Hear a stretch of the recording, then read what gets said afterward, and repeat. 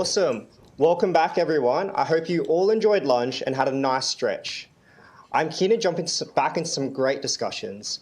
By way of introduction, my name is Nathan Lee, and I am a recent university graduate and currently working at HEX. You heard from Tom, one of our alumni, but basically we're an Australian EdTech company that delivers capability building courses and programs that are university accredited.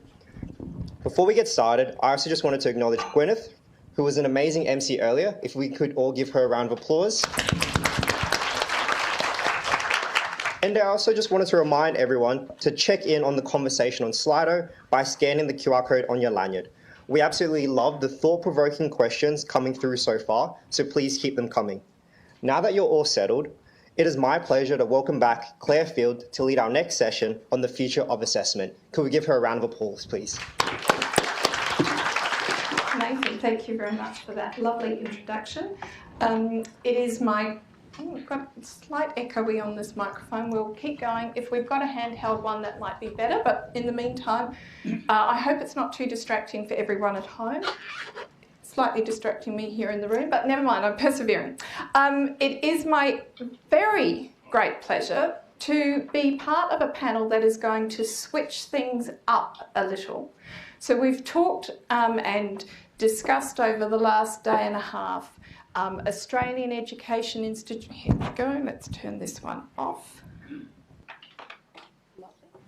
Thank you very much. How's this? Oh, that's much better. So we've been talking about the experiences of Australian education institutions and Australian EdTech, and we've been thinking about the impact being made here in Australia as well as globally. And now it is a wonderful opportunity for us to learn from others. We are joined here by two terrific gentlemen who come respectively to us from India and Singapore. And we're going to talk about the future of assessment. And joining me on the panel is Associate Professor Sreejith, if I said that properly, Govindan, who is not just an Associate Professor, but also Deputy Registrar Evaluation at Manipal Academy of Higher Education in India. He works both in research and teaching in the Bachelor of Medicine, Bachelor of Surgery, the Bachelor of Dental Surgery and Allied Health, and, as if that wasn't busy enough, he works in the Office of Registrar Evaluation, where he's involved in facilitating and monitoring all of the student assessments, certification and verification processes across the various programs offered by the university. So firstly, please join me in welcoming Sreejith. And joining us from LittleMORE Innovation Labs, based out of Singapore, but definitely with a global perspective, is Srikanth Ganesan, who is their CEO. And Srikanth brings over 23 years' experience in the tech industry to his role as both founder and CEO of LittleMORE Innovation Labs. They were founded in 2013, and their aim is to transform paper-based examinations using disruptive technology-driven innovation, which is paperless. And firstly, welcome to you as well, Srikanth. Please join me. And now Srikanth is here with one of his colleagues, Ravish, who, if you are interested... Oh, there he is. I was looking for him on this side of the room. He's over there. This one you'll have to do virtually as a follow-up on LinkedIn or by email if you're watching online. But if you're here in the room and want to know a bit more about the LittleMORE product, which will partly be discussing today, Ravish will give you a bit of a demo over afternoon tea. So with that out of the way, Sreejith, I wonder for our Australian audience who may not be familiar with your university, Manipal, can you tell us a bit about it and your role as the registrar there? Okay, sure. Thank you, Clare, for that wonderful introduction. And hello, everyone. Yes, about Manipal, it's very old university We started our first program way back in 1953, one of the first private medical schools in the country. Manipal is actually situated in the coastal Karnataka. Karnataka is a southern state in India. And we became as a deemed to be university way back in the late 90s. Now we have a special status under the Indian universities given by the Ministry of Education of Government of India. It's called Institutions of Eminent Status, which is there only for very few higher education institutions in the country. And in Manipal, yes, we have more than around 24 separate higher education institution under the university within the university campus, and we have few campuses, one in Bangalore, one in Jaipur, that is in the northern side of India, and one in Jamshedpur, that is in the eastern side of India. And besides that, we have few campuses in Malaysia, Dubai, and even in Antigua. In Manipal per se, like our home campus, we have around 25 to 30,000 students like distributed in various programs. Like it ranges around the number, I would say around roughly around 400 different programs. But the major ones are medical, dental, engineering, and management.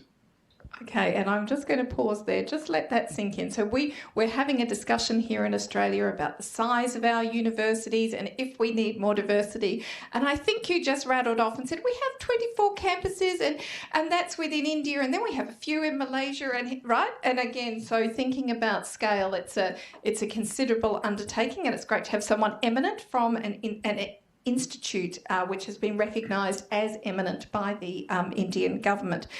And now you've had students, and the reason that we've got LittleMORE here is you've had students using their platform now for a number of years as well. Yeah, we are using their platform for the past 7 years to conduct all the descriptive types of examination, because in India still we follow the descriptive essay type questions. We have not totally moved to MCQs. I know that the world is coming back. Those who have moved to MCQ now, they are also slowly coming back to the descriptive type of examination. So we are slightly ahead of the globe, I feel like. We are still following the descriptive and move to a digital based platform. I think we'll talk about more that a little later. We did, but I'm just going to translate because you're being too technological for me. So MCQ is multi-choice questions. Yes. Okay, sorry, very good. I'm just keeping up with the lingo. All right, and now Srikanth, can you share a bit about LittleMORE Innovation Labs, your role, what is the purpose of the labs? Thank you, Claire. It's a pleasure being here, and thank you very much for your lovely introduction. Yeah, LittleMORE started as a research and development organization. I used to be the CTO of an assessment company before I started LittleMORE. So when I was in the assessment space, what I realized is all the exams and assessments were being computer-based tests, and there are a lot of limitations which are there with computer-based assessments, right? So you cannot draw, you cannot write, you cannot derive equations, you cannot write formulas. If I was a medical student, if I'm going to be assessed on multiple choice questions, then we are limiting the scope of the testing the true ability of the student, right? It can be guesswork, right? So, and also in a country like India, we have about 300 million students studying in the system, and competition is very, very severe, right? Because there might be one place available for about 1 million students to apply. You know, that's the kind of competition which is there. So along with competition comes malpractices, right? In most of the countries, we would have heard about malpractices being seen rampantly in exams specifically, and it's a different industry altogether. So how do we curb malpractices? How do we bring in the element of writing digitally? These are all the key points that we were trying to address when I started LittleMORE. So if you have to give a paper-like experience of writing in a digital form, it meant that we have to have something like a tablet PC, right? And you're going to be disrupting a system which has been there for about 100 plus years, introduced by the British, right? If you're going to say you're going to eliminate the paper, you're going to be using the device to replace the paper, that's a big, tall ask, right? So we had to start as a research and development setup where we had to give the experience of writing on paper. So if you look at this is the device that we built. So the glass is not a normal Gorilla glass, right? It's got a It's got a paper-like texture, right? It's a chemically etched Gorilla Glass, so it gives a writing experience of writing on paper. If you look at the device also, it's very, very thin. It gives, I'm sure Mel can talk about it later. She's a student. But the thing is, it's very thin. It's as thin as a book sheet of answers, answer booklet, right? It's about 1.5 mm thick.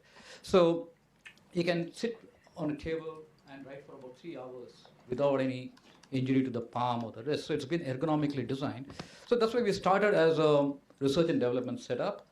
And we continue to progress in the research. Of course, we have built the first version of the device, but we do plan to get into generative AI and stuff like that. We will continue to be a research setup, right? Sure. So you've identified a problem which is higher education learning at scale, and even within that scale, demand for entry into courses and institutions is highly competitive. There are here in Australia. It's something that we're trying to deal with. Issues around academic integrity, and how do you develop technology that's going to meet some of those problems, and still allow for a more authentic assessment experience, so it's not just resulting back to the multi-choice tests. So I wanted to ask Sreejith, if you can, you and I were talking just before we hopped up on stage, and I've spent a little bit of time in India, and certainly pre-COVID it wasn't very strong on digital and online as a way of educating students. It had a more traditional approach. So can you talk to us about why you and Manipal decided to move? What was it that that saw you take steps in this direction? Okay, well, that's an interesting question. If you see like Manipal University, like now it's called as Manipal Academy of Higher Education, our vision statement says actually we are striving to become one of the global leaders in human development, education and healthcare. So these are the 3 core areas. And we believe in integrity, quality and even transparency. So when the entire world is moving towards technologically enabled education system, I think we started thinking little earlier when we see the country as a context. Somewhere around in 2010-12, that time we started thinking of moving ahead with technologically enabled assessment practices. So we started with scanning our descriptive type of essay questions with the help of a software solution. And the scanned images were evaluated by the teachers in a centralized format. But there we were not getting rid of the paper business. We were still following writing on the paper, but only scanning it and evaluating on screen. But later, Mr. Srikanth and his team came out to us to demonstrate the product. At one site itself, we liked it. It was like love at first sight. So we liked it, not only the administrative level people, even the other major stakeholders like faculty members also, they liked it. Why? Because we realized that this is a solution where we can ensure the student experience, because we didn't find any difference in writing on this tab and the paper when we tried out by ourselves. So we immediately accepted it and tried out with a small group of students in one of the medical colleges. And also it helped us to ensure the transparency in our process, because everything is available at the back end in logs. So whatever the student does, whatever activity student does during the examination, that is being captured. So nobody could question it. And that ensures the authenticity also on this product. So that's how we moved and decided to move on to this technologically enabled devices. Brilliant. So we've spent a day and a half talking about closer collaboration. Now we hear it's romance between EdTech and Higher Education Institute. Love at first sight. That's what's going to get us over the line. In terms, I'm just teasing, but it's a great. I got a sense of appreciation in the room that when things work right between the institution and the technology product, that's a really important moment. So. you've got a great solution. It's really going to meet your needs, but you've now got to convince the university to move away from a paper-based system that you've been using and relying on and people are comfortable and familiar with. Can you talk us through some of that change and transition process? Yeah, of course. Like, we didn't jump into this new system immediately. At first step, they demonstrated the same thing to many faculty colleagues. Once we took them into confidence, we tried out with our internal examinations at one particular college, one of the medical institutions, where mainly the Malaysian students were studying, thinking that they are more tech savvy than Indian at that point of time. They immediately accepted it, but there was some apprehension with some of the students, but because of various reasons. But we could convince them and take them into confidence. And once they started using it, by word of mouth, the message was passed on to other group of students. And we didn't start this process in between of a program. We ensured that we are starting this process right from the very first year, the moment students enter the college. What we did was we have a regular orientation program for students as well as their parents. It's a formal process for every program. So we introduced, their people came down initially and they introduced the product to the parents, to the students upfront, like in the very first day of their college day. And we also, not we actually, the company people only came down to give them the demonstration of the product and allowed them to try it out, writing multiple times on this device. And also we left these devices in our library and asked the students to come down at any point of time and scribble it and practice it. And students were very much confident enough to write on it. So they very well accepted it, and we didn't have any issues to continue with the process. And we are still continuing and expanding even to our postgraduate level programs, which was not there in this device. But now even our medical postgraduate, we are planning to start from this year writing on this particular device. So that's a really good example of what we were discussing yesterday about the importance of thinking through your pilot, who are the students to get involved, which particular is the right cohort, and thinking through all of those facets. And Srikanth, I wonder if you can talk about, from your perspective, your side of that collaboration to make sure that this rollout went smoothly. Yep. Thank you, Dr. Sreejith. It was like what Claire said, it's a collaborative approach, right? So it's not like we got a technology and it can be implemented from day one.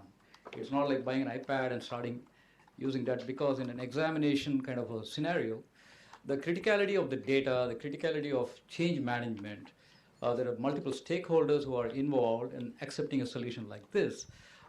So collaborating with the client is very, very important. So what we did is we tried to understand what is the psyche of the faculty members.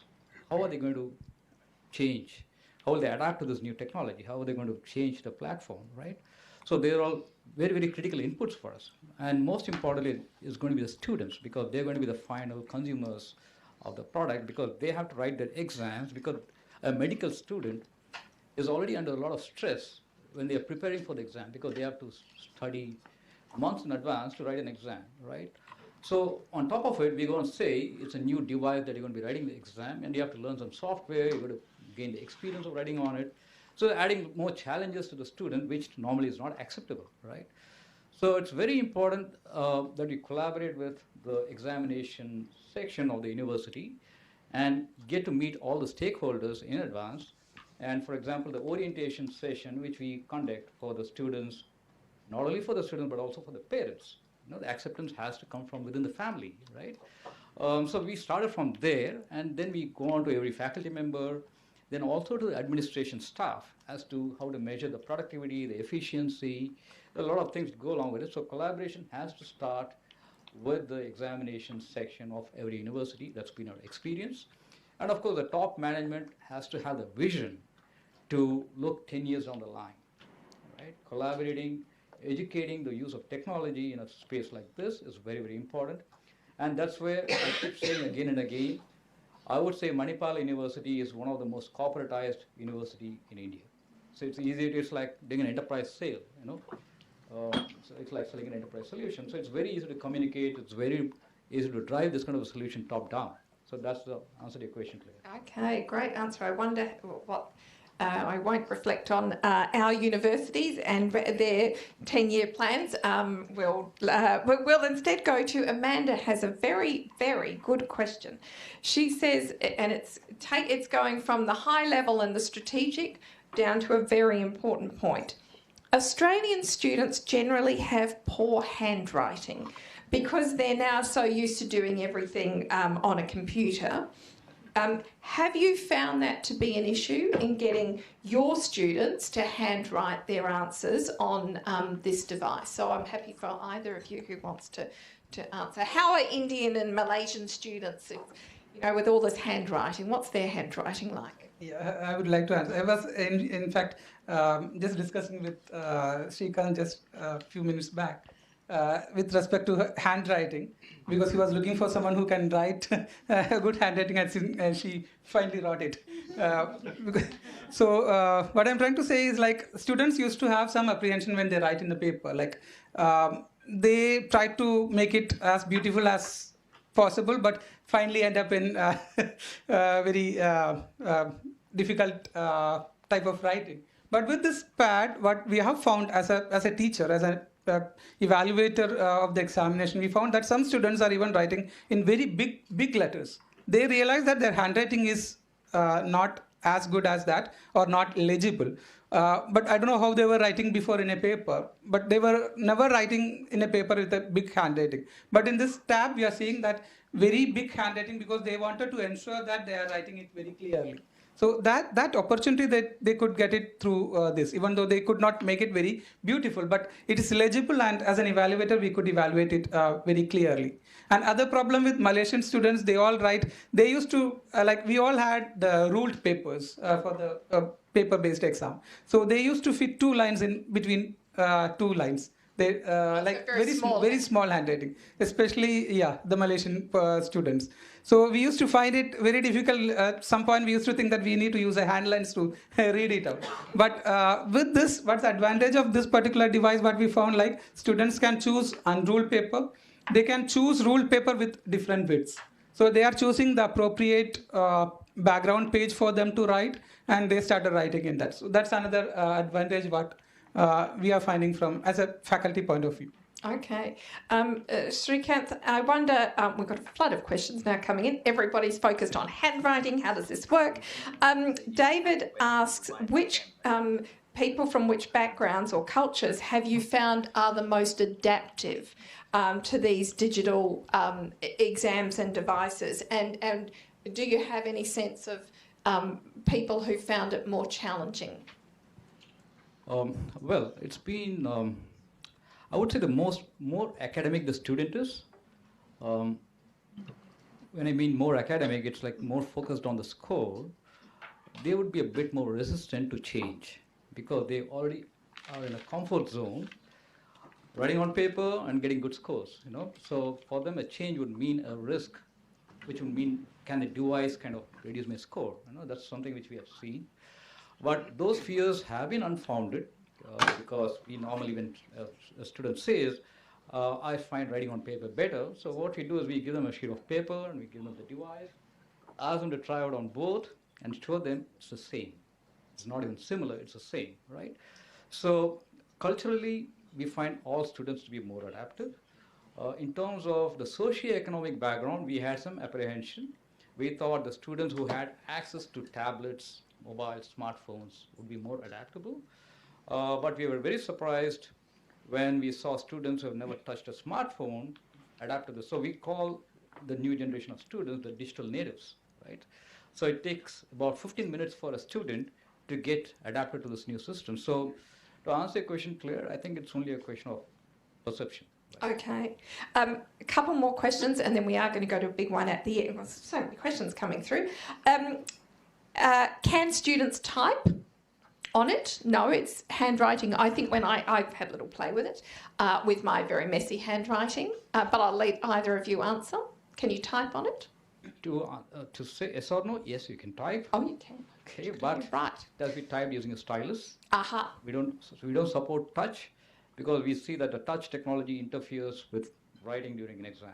Yes. Okay. And how have you managed the scalability of use of the product to students? Does it require students to have individual access? Is it one per student? How do you manage that? So this is a very interesting question, and also the most important question. It's got to do the economics. So what we do in Manipal University, for example, each device is used by about 6 students, right? So let's say the cost of the device is $400. It works for 4 years, and it's depreciated over 4 years. The cost of the device per student per year will just be about $20, right? So the more the number of students who can use the device, the lower the cost, right? So to answer your question, it can be used by as many students as you want. All that needs to be done is the calendaring of the exam schedule needs to be optimized. Right, so you've got to get do a bit of thinking around scheduling of it, but actually it is a device that can be used by multiple students. Now, I'm conscious of time. There are a couple more questions. If they are from people in the room, you will need to take them up in afternoon tea break over coffee. Because I wanted to talk to the future, I know I'm supposed to weave in the title of I'm not very good at doing this, EdTech as a bridge to the future. Instead, because I'm a rebel, I wanted to ask about generative AI. Is that going to blow up this kind of technology? Will we not need it? Everything will be so different. What's your sense? I mean, generative AI is a live issue in terms of academic integrity and assessment. So I'm not sure who wants to go first. Either of you? I'll just I'll just start with this, and he can continue because he's a tech person. From the university perspective, yes, the ChatGPT was an issue in our university as well when it was introduced, because we had lot of programs where the paperwork, the assignments, and the final submission of term papers and other things as an integral part of our summative examinations. So those places we have now taken a different plan of action, like the students have to submit the assignment, but at the same time they have to face a viva voce. And the teachers were specifically asked to question the students based on the written content. So if it is created by a ChatGPT, definitely the student is not going to answer it quite well. So we could differentiate, and we are practicing it now since last year. Brilliant. So that's only for our term paper examinations. Brilliant. So yeah, so how we look at technology in education, it should be useful for the educational institution, which means the faculty members and the students, right? Whether it be generative AI or ChatGPT, or you might call it anything, the ultimate use case is it going to be beneficial, right? What is it going to improve? So from that perspective, we see the role of generative AI changing the landscape of exams in the next 30 years.